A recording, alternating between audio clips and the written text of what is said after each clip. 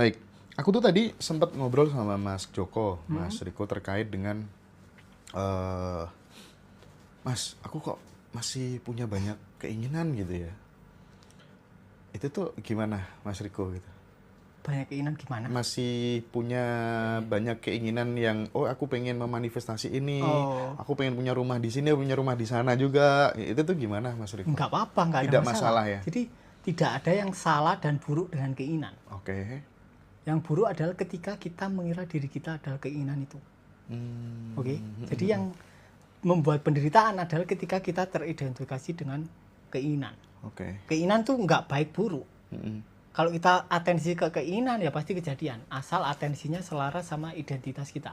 Selaras sama identitas. Kalau misal identitasnya kita merasa tidak layak, merasa kurang, keinginannya kaya, atensinya ke kaya, pasti balik arah ke miskin. Nggak mungkin kita bisa fokus yang tidak selaras dengan identitas kita. Nah, kalau misalnya ada konsep begini bagaimana Mas Riko? Ketika kemudian Hendra punya sebuah keinginan yang pengen itu terwujud gitu ya. Terus kemudian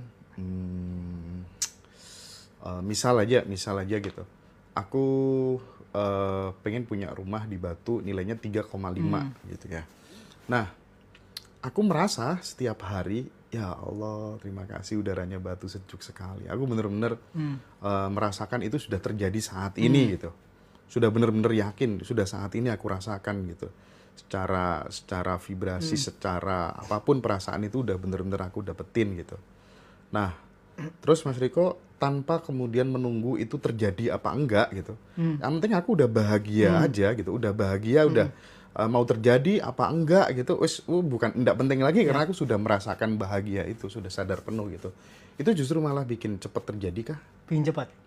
Bikin Jadi cepet. ketika rasanya enak, kita ada asumsi seperti Mas Hendra tadi dan rasanya responnya enak, berarti kan antara identitas sama keinginannya selaras. Nggak bertolak belakang. Tapi ketika sampai berasumsi aku pingin rumah di Batu tapi rasanya nggak enak, berarti ada identitas yang tidak selaras dengan keinginan. Artinya bahwa ketika kita masih pengen itu kondisinya masih tegang, tapi ketika kita sudah benar-benar terjadi, merasa terjadi, itu kita sudah relax dan itu akan mudah terjadi begitu ya Mas Yap. Riko ya. Oke. Ini kalau apa tuh namanya misal gitu ya. Kalau Mas Joko kan keinginannya banyak gitu ya. Pengen beli mobil ini, mobil itu dan seterusnya gitu ya. Nah, itu tuh gimana Mas Riko biar teknik dari Mas Riko bagaimana gitu supaya kemudian terwujud gitu. Ada gak bisa disiasati nggak kira-kira gitu? Istrinya harus ngeiyain. Oke? Karena dia yang. Karena dia yang, istrinya Oke. yin. Makanya kendala orang yin kebanyakan adalah ketidaklayakan. Ada beberapa hal yang dia tidak iakan dan itu akan sangat susah terjadi. Coba di tracking Mas Hendra. Kan Mas Hendranya yang istrinya pasti yin kan. Iya. Hal yang tidak diiyakan istrinya, coba ditelusur. Kejadian nggak? Oh. Enggak kan? Iya.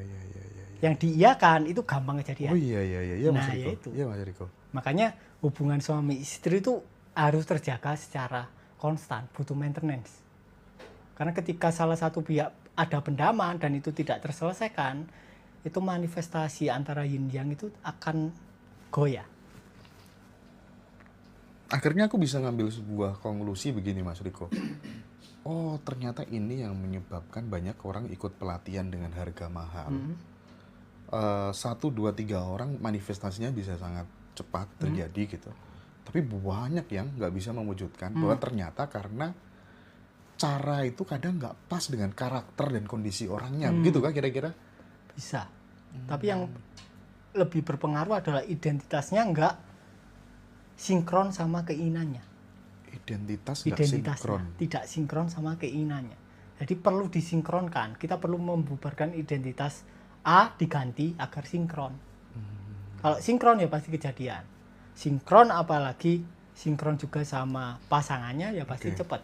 Makanya ketika udah suami istri dan ini integrasinya bagus, tiba-tiba melesat tajam. Entah itu rezeki, entah itu kebahagiaan dan lain-lain. Makanya ketika sudah berumah tangga, yang paling penting adalah maintenance hubungan cintanya, romansanya. Karena itu akan mempengaruhi hampir segala segi. Karena interaksi pertama kita sama istri. ya kan, sama pasangan. Kemudian interaksi dengan pasangan itu akan bercabang ke hampir keseluruhan interaksi. Kalau interaksi kita dengan pasangan jelek, interaksi kita sama orang lain juga jelek.